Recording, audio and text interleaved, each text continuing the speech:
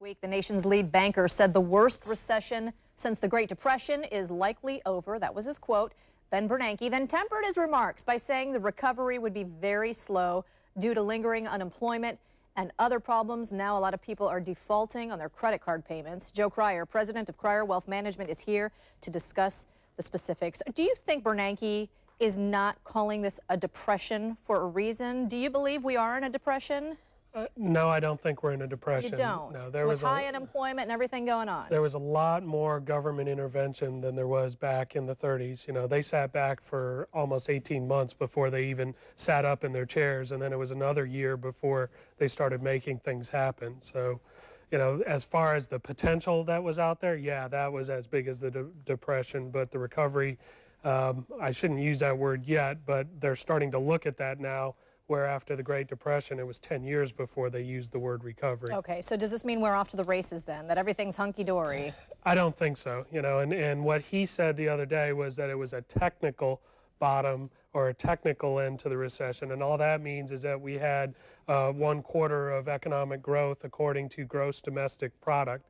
That's a far cry from us feeling good, you know, and things that have come into play here, you know, like you just alluded to, is government spending. These are things that end recessions. These are things that the federal government has done to help end the recession. And at this point, all they've done is help end the slide. They haven't started a recovery yet. So government spending, there's tons of stimulus out there.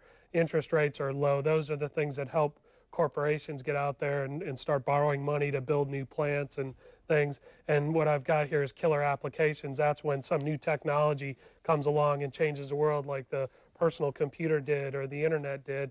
And just time, you know, things wear out. Eventually people will start buying refrigerators and other big ticket items that help get the economy going again. Okay, so for Bernacke to say that maybe we have already seen the worst of the worst, he didn't necessarily say that the worst of the worst was over for the common man. Yeah, right. And there's, what can people expect out there over the next year and a half, 2 years? You know, using the word common man, including me and you and everyone else. Yeah.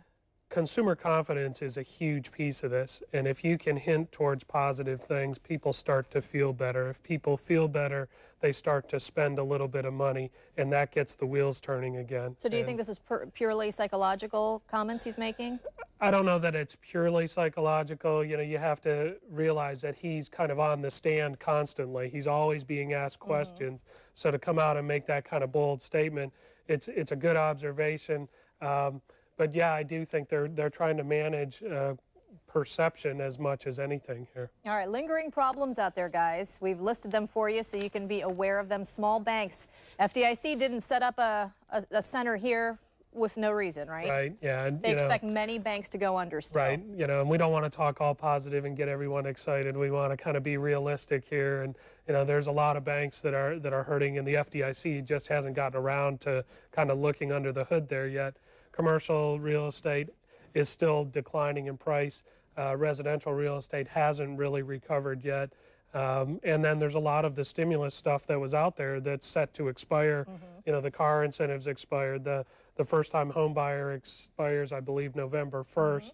And we've got state and local governments that are hurting in a big way. And will be again next year. Sure, you've seen how hard it was to raise taxes a little bit. So they only have 2 choices. That is, raise taxes or lay people off. If they can't raise taxes, they lay people off, and unemployment is just the real big thing that's going to linger for a while out there. All right, 2 warnings from Joe. Don't go happy spending, and second warning, be prepared. Right. You know, as far as the happy spending, you know, a lot of the government programs are designed to incent you to go out and spend money. And you know, there's something called the paradox of thrift I've mentioned before. If everybody's saving, there's no money circulating through the economy.